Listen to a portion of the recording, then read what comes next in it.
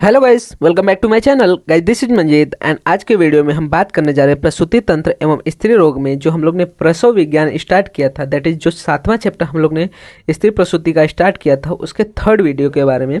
इससे पहले हम लोग ने फर्स्ट और सेकेंड वीडियो में सूतिकागार और लेबर रूम एंड प्रोटोकॉल्स के बारे में बात कर लिया था। तो हमारा जो पहला टॉपिक है प्रसव विज्ञान में वो कंप्लीट हो गया है। आज के वीडियो में हम लोग बेसिकली जो हमारा थर्ड एंड जो ये 6th पॉइंट है उसके बारे में देखेंगे, जिसमें हम लोग प्रसव क्या होता है, प्रसव की परिभाषा क्या है, प्रसव के हेतु क्या है और प्रसव के जो काल बताए गए जिसमें प्रजायनी, उपस्थित प्रसवा और आसन प्रसवा आदि जो काल बताए गए हैं। तो ये दो टॉपिक के बारे में आज के वीडियो में हम लोग बात करने वाले हैं। तो चलिए स्टार्ट करते हैं। सबसे पहले हम लोग देखते हैं प्रसव के बारे में क्या बोला गया है। तो बोला गया है गर्भ विमोचनस्य इति, अर्थात क्या बोला गया है कि गर्भ का मोचन या गर्भ का विमोचन ही प्रसव कहलाता है। तो गर्भ विमोचनस्य इति या फिर प्रसवः गर्भमोचनम, मतलब कि गर्भ का मोचन या फिर विमोचन ही क्या कहलाता है, प्रसव कहलाता है। मोचन या विमोचन मतलब कि उसका निगमन होना, बाहर आना। प्रसव अवस्था के पूर्ण होने पर गर्भ का माता से मुक्त होने की प्रक्रिया प्रसव कहलाती है। ये इंपॉर्टेंट है, आप याद कर सकते हैं कि गर्भावस्था एक बार जब कंप्लीट होती है तो ऐसे में जो गर्भ है माता से मुक्त होता है, माता की जो गर्भनाभि नाड़ी से वो मुक्त होता है और इस होने की प्रक्रिया को ही हम लोग प्रसव कहते हैं। इसके बाद बोला गया है कि जो गर्भ है माता से अलग होकर स्वतंत्र हो जाता है। अब बोला क्या गया है कि गर्भ जन्म के समय गर्भाशय में स्थित अधोसिर, मतलब कि नीचे की ओर मुख वाला, ये सब इंपॉर्टेंट है। क्या बोला गया है कि जो हमारा गर्भाशय है उसका सिर कैसा रहता है, अधोसिर होता है, गर्भ के मुख जो होता है नीचे होता है। ऐसा गर्भ प्रसूति मारुत, प्रसूति मारुत मतलब कि जो अपान वायु है, हमेशा याद रखने का प्रसूति मारुत किसको बोला गया है, अपान वायु को, क्योंकि जेनाइटल ऑर्गन की तरफ जो हमारा एक ही वायु काम करता है, दैट इज अपान वायु, वो अपनी प्रेरणा करता हुआ अनेक परिवर्तनों को प्राप्त करते हुए अपत्य पथ, मतलब कि जो वजाइनल कैनाल है, बर्थ कैनाल है, योनि मार्ग से जो गर्भ है उसको बाहर निकालता है। इसके पश्चात मातृहृदय से जुड़े हुए रस रक्त संवहन संबंध के टूटने पर अपरा भी बाहर निकल जाती है। ठीक है, पहले क्या होगा, गर्भ बाहर निकलेगा जिसको एक्सपल्जन ऑफ फीटस बोलते हैं। उसके बाद जो गर्भ क्या बोला गया है, मातृहृदय से जुड़े हुए रस रक्त संवहन, मतलब कि प्लासेंटा के थ्रू वो किसके, मातृ के हृदय से जुड़ा रहता है जिसको गर्भनाभि नाड़ी कहते हैं।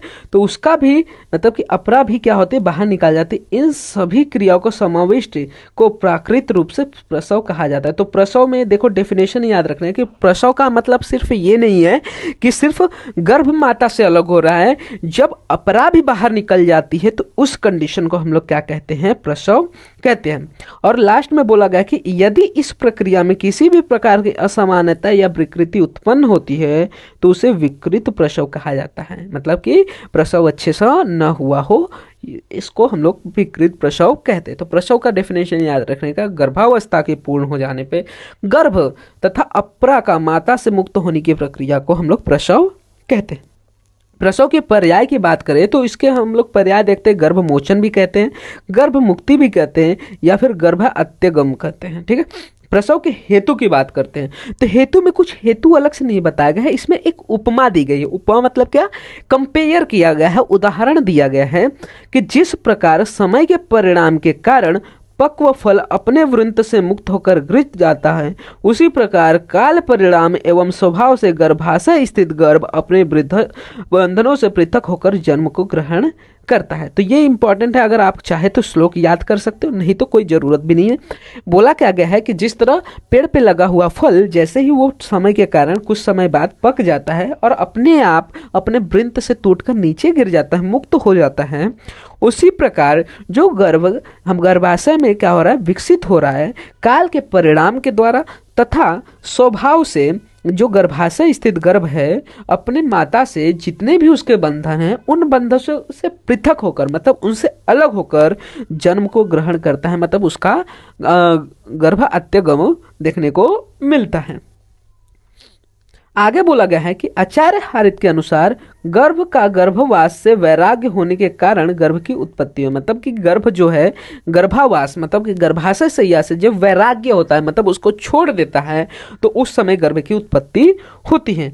वहीं पे आचार्य भेल ने कहा है कि रस से भावित या पोषित होकर गर्भ का संपूर्ण गात्र हो जाना ही प्रसव कारण माना गया। मतलब कि एक बार जब हमारा फीटस जो है वो अच्छे से डेवलप हो गया, तो डेवलप होने के बाद उसके जब सभी संपूर्ण गात्र मतलब पूरे बॉडी पार्ट्स बन जाते हैं, तब अपने आप उसका क्या होता है, स्वाभाविक प्रसव हो जाता है।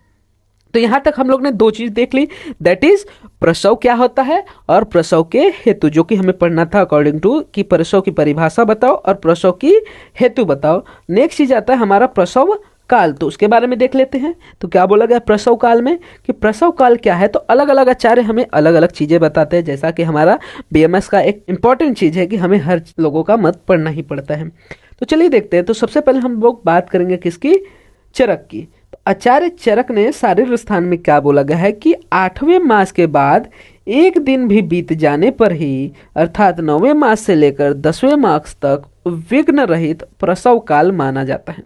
ठीक है, मतलब आचार्य चरक क्या कर रहे हैं कि जैसे ही 8वां महीना कंप्लीट हुआ, उससे एक दिन भी ज्यादा हुआ तो 9वां मास स्टार्ट हुआ। उस 9वें मास से लेकर 10वें मास के अंत होने तक अगर गर्भ हो जा रहा है, प्रसव हो जा रहा है, तो उसे हम लोग क्या बोलेंगे, प्रसव काल बोलेंगे। और यही बोला है कि यही उचित प्रसव काल है। अगर 10 मास व्यतीत हो जाने पर भी 10 मास व्यतीत हो जाने पर भी यदि गर्भ गर्भाशय में ही स्थित रहे तो उसे विकृति कहते हैं। ठीक है, वहीं पे सुश्रुत क्या कहते हैं, तो सुश्रुत ने सिर्फ 10वां नहीं, उन्होंने 12 मास तक बोला है कि 9वां 10वां 11वां और 12वें मास तक जो प्रसव होता है वो प्राकृत है, उसके बाद अगर प्रसव हो रहा है तो वो विकारी है। तो चरक ने सिर्फ 10 मास तक बोला है, लेकिन सुश्रुत ने उसको 12वें मास तक बोला है। वहीं पे सेम जो आचार्य चक्रपाणी हैं, उन्होंने भी 10वें मास तक प्रसव को उत्तर बताया है, और 11वें और 12वें मास में अगर प्रसव हो रहा है तो वो अल्प दोष वाला होगा, और अगर 12 मास के बाद हो रहा है तो ऐसे में उसको विकृत बोला गया है। ठीक है, आगे देखते हैं। तो आगे हमें देखने को मिलता है कि अष्टांग संग्रहकार के अनुसार 8वें मास के पश्चात एक दिन भी अधिक होने पर लेके 12वें मास तक प्रसव काल कहा जाता है। और अष्टांग हृदय ने 1 वर्ष से अधिक गर्भ उदर में वायु से रुका रहने के विकार कहने वाला कहा है। मतलब कि 1 मास से अधिक मतलब 12 महीने से ज्यादा हो जा रहा है गर्भ को, तो ऐसे में बेसिकली अपान वायु की विकृति उन्होंने माना है। तो इस तरह से हमको सबका मत देखना पड़ता है। तो प्रसव काल में सबसे पहले याद रखने का, चरक ने कितने समय तक बोला है, सिर्फ 10 महीने तक, सुश्रुत ने 12 महीने तक, वहीं पे अष्टांग हृदय ने भी 12 महीने तक कहे हैं। लेकिन आचार्य काश्यप ने एक जगह वर्णन किया है कि अलग अलग जो युग है उसके अनुसार अलग अलग महीने में जन्म देखने को मिलता है। जैसे कि हम लोग ने कृत युग, जिसको सतयुग भी कहा जाता है, उस समय में 7 मास में ही गर्भ का या प्रसव हो जाता था। वहीं पे त्रेता युग में ये समय बढ़ के 8 मास हो गया, द्वापर युग में ये समय बढ़ के 9 मास हो गया, और अभी जो कलयुग चल रहा है उसमें 10 मास तक बेसिकली काल को हमें प्राकृत मानना चाहिए, ऐसा उनका मत देखने को मिलता है। और ये कहाँ पे देखने को मिलता है हमें, शारीर स्थान में प्रथम अध्याय में। वहीं पे दूसरे अध्याय में उन्होंने 9वें मास में प्रसव का वर्णन किया है, और महर्षि हारित ने 10वें और 11वें मास में प्रसव काल माना है। तो यहाँ पे हम लोग ने आगे देखा है कि बचारे जो भावमिश्र है और योग रत्नाकर ने, उन्होंने भी 9वें से 12वें मास तक प्रसव का, मतलब कि मोस्ट ऑफ जो आचार्यास हैं उन्होंने क्या बोला है कि 12वें मास तक जो प्रसव है वो प्रशस्त है। सिर्फ चरक ने ही सिर्फ 10वें मास तक का प्रसव या काल बताया है। ठीक है, तो ये इंपॉर्टेंट है, ये तालिका टेबल आप याद कर सकते हो कि चरक जो है 10वें मास तक मानते हैं। वहीं पे सुश्रुत वाग्भट द्वय मतलब कि लघु वाग्भट, वृद्ध वाग्भट, भाव प्रकाश और योग बताकर ये सभी 12वें मास तक मानते हैं। काश्यप ने 9वां या फिर 10वां महीना बोला है, हारित ने 11वां महीना तक बोला है, वहीं पे चक्रपाणी ने प्रशस्त काल बोला है 9वें या 10वें मास तक, और समान प्रसव काल जिसमें उन्होंने बोला कि थोड़े दोष भी आ जाते हैं, दैट इज 11वें और 12वें मास तक। तो यहाँ तक हम लोग ने पहला टॉपिक देख लिया, थर्ड टॉपिक देख लिया, दैट इज प्रसव काल की परिभाषा, प्रसव के हेतु और प्रसव काल के बारे में। अब हम लोग प्रसव काल में अवस्थाएं जो हैं उनके बारे में देखते हैं। तो प्रसव अवस्था हम लोग स्टार्ट करने जा रहे हैं। तो प्रसव अवस्था बेसिकली अलग अलग आचार्यों के अनुसार यहाँ पे भी हमें डिफरेंस देखने को मिलता है, लेकिन अकॉर्डिंग टू हमारे सिलेबस जो सुश्रुत ने बताया है प्रसव अवस्था, इसी के बारे में आपको अच्छे से पढ़ना है। तो सुश्रुत ने अपने अध्याय 10 में सूत्र स्थान में बेसिकली इसके अवस्थाओं के बारे में बोला है, जिसमें प्रजायनी अवस्था, उपस्थित प्रसव अवस्था और प्रजनयस्मार अवस्था, इनका वर्णन किया है। वहीं पर अष्टांग हृदय ने दो ही वर्णन किया है, जैसे अद्य प्रसव अवस्था या फिर उपस्थित गर्भावस्था। और अष्टांग संग्रह में भी दो ही मिलता है हमें वर्णन, दैट इज आसन्न प्रसव अवस्था और उपस्थित प्रसव अवस्था। तो ये आपको उतना नहीं ध्यान देना, आपको सुश्रुत का ही याद रखना है कि सुश्रुत ने 3 अवस्थाएं बताई है प्रसव में, दैट इज प्रजायनी अवस्था, उपस्थित प्रसवावस्था एंड द प्रजनयिष्यमाण अवस्था। तो सबके बारे में बात कर लेते हैं, क्योंकि हमें इनके लक्षणों के बारे में पूछा जाएगा एग्जाम में, जो कि 5 मार्क्स के लिए ऑफकोर्स पूछा जा सकता है। और अगर 10 मार्क्स के लिए आए तो उसमें आपको प्रसव के डेफिनेशन, प्रसव हेतुकाल, वो सारी चीज़ें भी पूछ सकता है। तो सबसे पहले हम लोग प्रजायनी के लक्षण की बात करते हैं। हम लोग ने पहला कौन सा काल देखा? प्रजायनी। पहला कौन सा देखा? प्रजायनी। तो प्रजायनी अवस्था की बात कर लेते हैं। तो प्रजायनी अवस्था में बोला गया है, जाते ही शिथिले कुछो मुक्ते हृदय बंधने ससुले जगने नारी गेया स्वा तु प्रजायनी। कब लगेगा कि हमें कि जो प्रसव अवस्था है वो प्रजायनी अवस्था है? तो जब जो स्त्री है उसकी कुक्षी में क्या आ जाएगी? शिथिलता हो जाएगी, उसके कुक्षी प्रदेश में शिथिलता आ जाएगी। मुक्ते हृदय बंधन में मुक्ति देखने को मिलेगी। और ससुले जगने मतलब कि जघन प्रदेश में उसके वेदना दिखेगी। तो ये 3 जब हमें लक्षण स्त्री के अंदर देखने को मिलेंगे तो हम बोल सकते हैं कि वहाँ पे जो स्त्री है वो प्रजायनी अवस्था में है। वहीं पे जो आचार्य भावमिश्र हैं उन्होंने यही सेम लक्षण किसके अंदर रखा है? प्रजव उत्सुका। तो आप बोल सकते हैं कि प्रजायनी को उन्होंने किसका नाम दिया है? प्रजायनी की जगह पे उन्होंने क्या नाम दिया है? प्रसव उत्सुका नाम दिया है। नेक्स्ट आता है दैट इज उपस्थित प्रसव एवं आसन्न प्रसवों के लक्षण। ठीक है, उपस्थित प्रसव और आसन्न प्रसव। देखो, उपस्थित प्रसव किसने बोला है? सुश्रुत ने। और आसन्न प्रसव किसने बोला है? अष्टांग ने। दोनों का हमें यहाँ पे लक्षण देखने को मिलता है। तो बेसिकली इसमें क्या क्या लक्षण देखने को मिलेंगे? तो ये 10 लक्षण यहाँ पे विवर्णित किए गए हैं, तो उनके बारे में देख लेते हैं। तो बोला गया गात्र क्लमता रहेगी, मतलब पूरे शरीर में सद्धता रहेगी, साधता रहेगी। मुख ग्लानता रहेगी, मुख पे ग्लानी देखने को मिलेगी। नेत्र में शिथिलता रहेगी। वक्ष बंधन मुक्ति का अनुभव होगा, मतलब ऐसा लगेगा कि जो वक्ष है, या आप स्टेजेस ऑफ लेबर में भी पढ़ेंगे कि इसमें क्या होता है कि जो कार्डियो रेस्पिरेटरी कंप्रेशन रहता है गर्भ की वजह से, तो गर्भ जैसे ही नीचे की ओर होने लगता है तो वो प्रेशर कम होता है, इसीलिए इसको बोला है वक्ष बंधन मुक्ति का अनुभव होगा। कुछ अवस्त्र संस्रण होगा। साथ ही साथ अधोभाग में गुरुता होगी। ठीक है, जैसे जैसे फिटस नीचे जाएगा तो क्या होगा? नीचे के भाग में गुरुता देखने को मिलेगी। वेदना होगी, कहाँ पे? वंक्षण, बस्ती, कटी, कुक्षी, पार्श्व एवं पृष्ठ भाग में हमें ये कितने 6 जगह बताए हैं, यहाँ पे हमें वेदना देखने को मिलेगी। और योनि से स्राव निकल सकता है। अनन्नाभिलाषा, अन्न खाने की इच्छा नहीं होगी। आवी का प्रादुर्भाव देखने को मिल सकता है, ये भी इंपॉर्टेंट चीज़ है, हमें इसके बारे में आगे पढ़ना है कि आवी क्या होता है, ग्राही क्या होता है। आवी का प्रादुर्भाव मतलब कि जो ट्रू लेबर पेन होता है वो देखने को मिलेगा।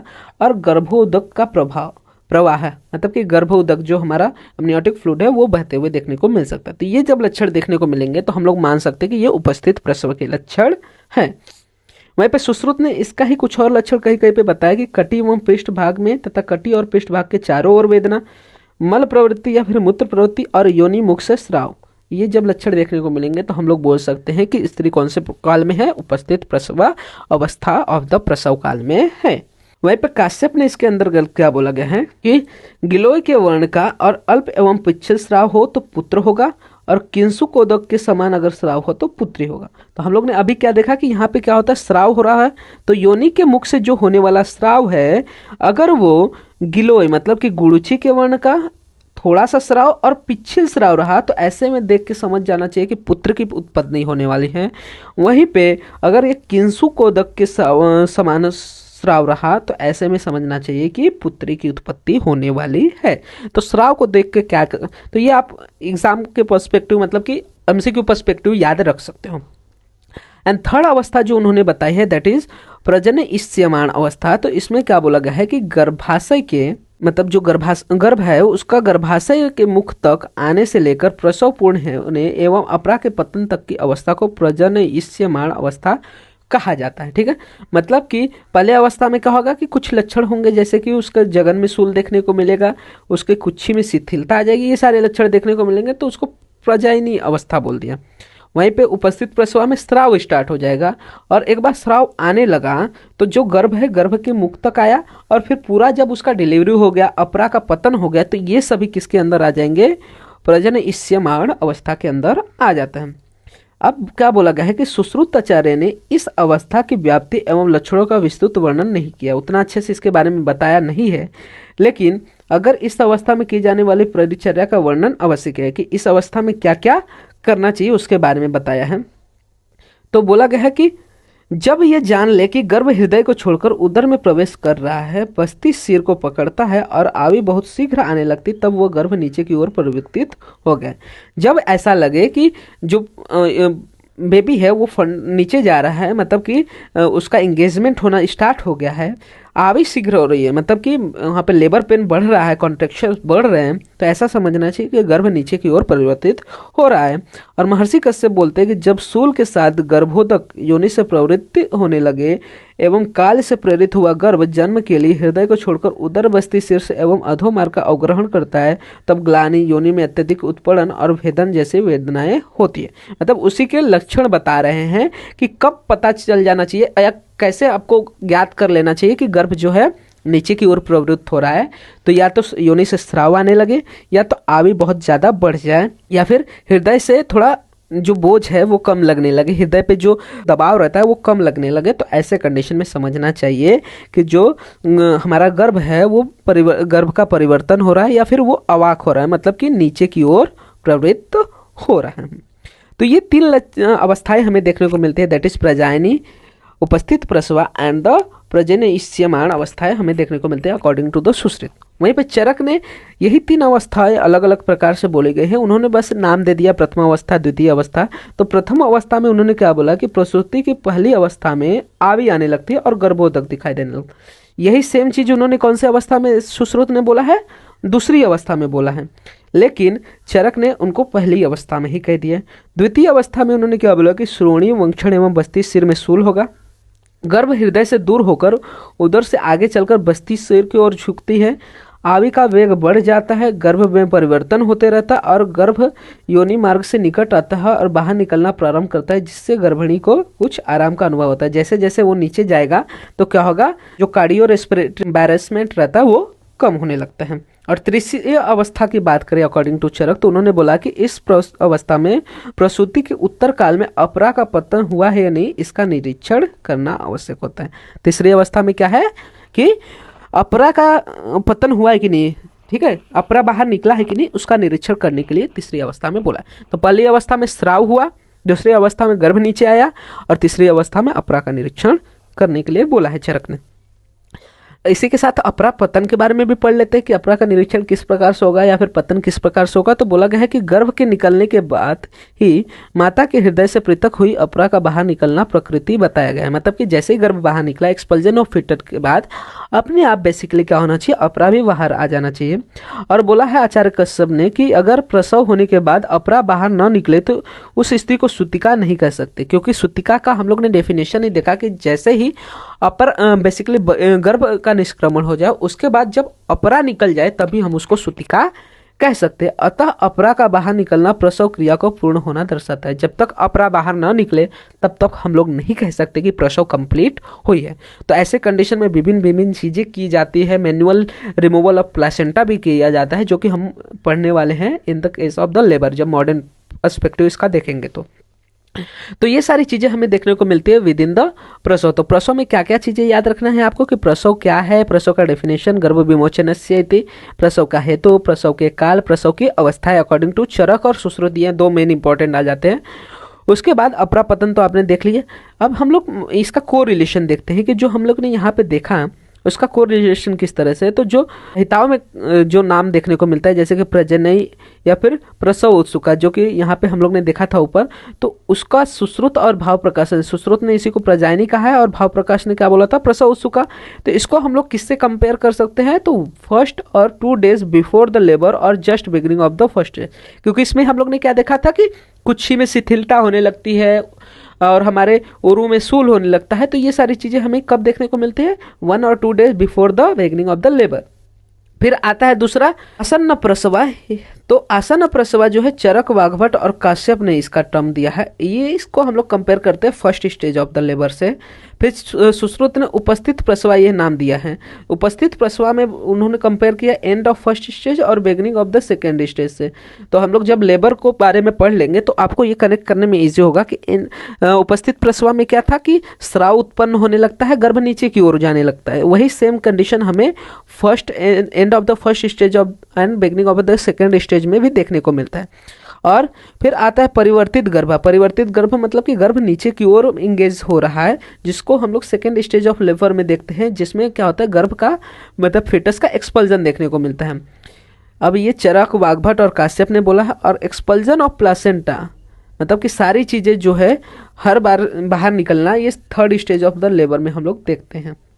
तो ये जब हम लोग लेबर पढ़ेंगे बेसिकली आपको उतना सारी चीज़ें ध्यान नहीं देने वाली है, बस आपको याद रखने के लिए कि कंपेरेटिवली आपको याद होना चाहिए कि अगर प्रेजाइनी है तो इसको हम लोग 2 डेज बिफोर लेबर से कंपेयर करते हैं, उपस्थित प्रसवा है तो end of the first stage beginning of the second, और परिवर्तित गर्भ मतलब गर्भ बाहर निकलने को हम लोग second stage of the labour से कंपेयर करते हैं। तो हो आपको सारी चीज़ें रिलेटेड टू द प्रसव विज्ञान क्लियर हो गई होंगे। प्रसव में हम लोग ने जो भी चीज़ें देखी दैट इज उसके हेतुओं कालों के बारे में, अवस्थाओं के बारे में आपको सारी चीज़ें क्लियर हो गई। इसके रिलेटेड कोई भी डाउट रहता तो आप कमेंट सेक्शन में मेंशन कर सकते हैं। मैं ट्राई करूंगा कि फर्दर वीडियोस में उसको और अच्छे से समझा सकूं। साथ ही साथ वीडियो अच्छा लगा तो वीडियो को लाइक एंड शेयर करना मत भूलिएगा, जिससे ज़्यादा से ज़्यादा लोग वीडियो का फायदा ले सके। और इसी तरह के और भी फर्दर वीडियोस इस चैनल पर अपलोड होते रहेंगे, तो चैनल को सब्सक्राइब जरूर कर लीजिएगा, जिससे आपको फर्दर वीडियोस के नोटिफिकेशन मिलते रहेंगे।